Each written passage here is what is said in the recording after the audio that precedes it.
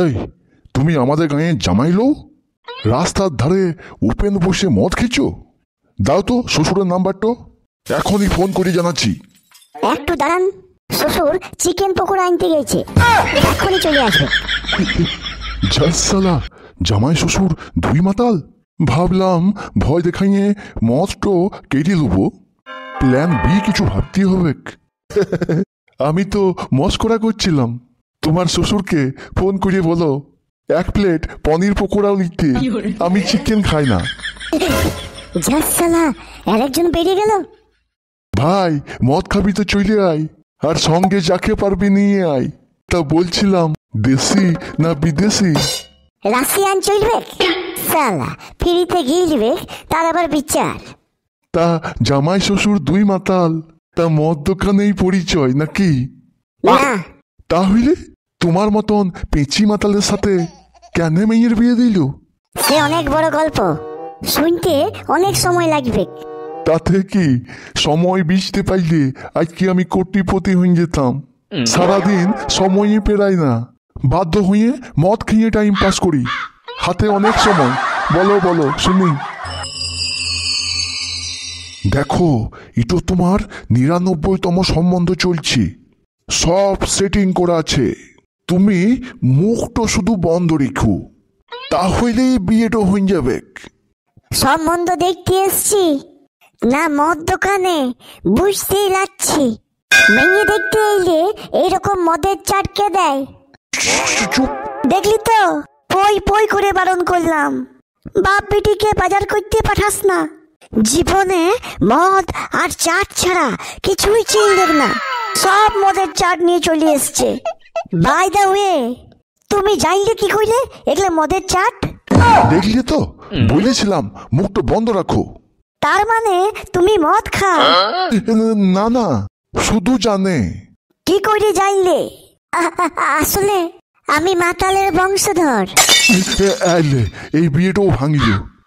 মানে মানে আমার দাদু জমিদার ছিল, তাই জমি বেচে মদ খেত।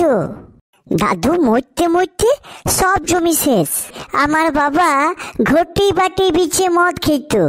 শেষে আমার বিচার মতন কিছুই থাকলো না, তাই আমি মদ বিছে আজ ঘটি বাটি জমি জায়গা কত কি করে নিলাম। এখন আমাকেও এক প্রকার জমিদার বলতে পারেন। মদের দোকান, এই তো সোনার টুকরো ছেলে। চোখ বুঝে বিয়ে দিন দাও গিন্নি। তা এত বছর বিয়ে হয় নাই কেন? হয় নাই লয়, করে নাই। প্রথম 10 বছর চরিত্রবান সুন্দরী পটল চেরা চোখ খুঁজতেই কেটে গেল। তা তো কাটবেই, কম্বিনেশনটাই তো ভুল ছিল। ফ্রাইড রাইস, চিকেন চাপ, সাথে আবার আলু পোস্ত খুঁজলি হবে? সেটাই তো বুঝাইতে বুঝাইতেই 10 বছর পার। পরের 10 বছর অনেক ভেবে চরিত্রবানটা খালি বাদ দিয়ে সুন্দরী খুঁজতেই কেটে গেল। আর এখন এখন খালি মেয়ে হইলেই হবে। 20 বছর ধরে মেয়ে দেখছে, তাই তখন থেকে খালি চিনা চিনা লাগছিল। ওগো শুনছো, ই তো আমাকেও দেখতে এসছিল। না না, আমার কচি পাড়া মেয়েটাকে এই বুড়োটার সঙ্গে বিয়ে দেবো? আমি বেঁচে থাকতে কখনোই না। তারপরে বিয়েটাও ভেঙে গেল? না না, তখন মেয়ে জিদ ধরল, বলল বিয়ে করলে ইকে করব। তা কেন? তখন তো আমিও বুঝি নাই, এখন বুঝছি। কি গো, উঠো, ঘর যেতে হবে তো। কে বেটে? আমার বউ। ও অমন ভাবে রাস্তায় পড়ে আছে। তুমি নাকি জমিদার? ছিলাম। বউ শ্বশুর মিলিয়ে মদ খেয়ে খেয়ে দোকানটায় লস খাইন দিল। তারপর ধীরে ধীরে জমি জায়গা ঘটি বাটি বিক্রি করে এখন আবার রাস্তায় দাঁড়াইছি। কই একবার ফোন তো দেন, শ্বশুরের রাস্তা এত দেরি কেন হচ্ছে একবার দেখি। আছে কল করার জন্য কোনো বৈধ রিচার্জ সালা, রিচার্জই নাই, আর তখন থেকে সবাইকে ফোন করে ডাকছি, কাকা এলো তোমার ফোন, আর এখান থেকে ফুটো। আমরা মদ খাই, গাঁজা খাই না। কি বললে? আমি গাঁজাখোর? চললাম। একদম উল্টো পাল্টা বকবে না, আমি সুদখোর বেটি। আমাকে টাকার গরম দেখাচ্ছে।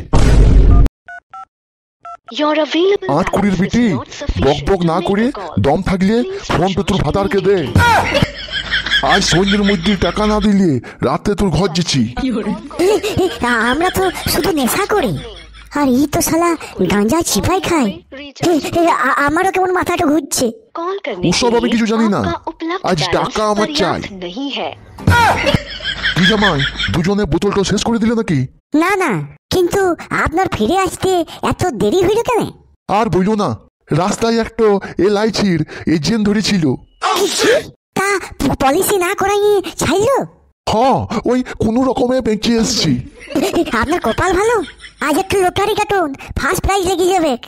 তা অতক্ষণ ধরে কি বুঝাইলো? অত শত জানি না, তবে একটু বুঝলাম, জ্যান্ত মানুষের থেকে মোড়া মানুষেরই দাম বেশি। থাক থাক, ওসব গল্প শুনলে এখন নেশাটাই চটে যাবে। ওই গল্প না হয় পরে শুনবো। তা তোমার ফোন টবিছে আজকের ব্যবস্থা না হইল, কাল কি হবে?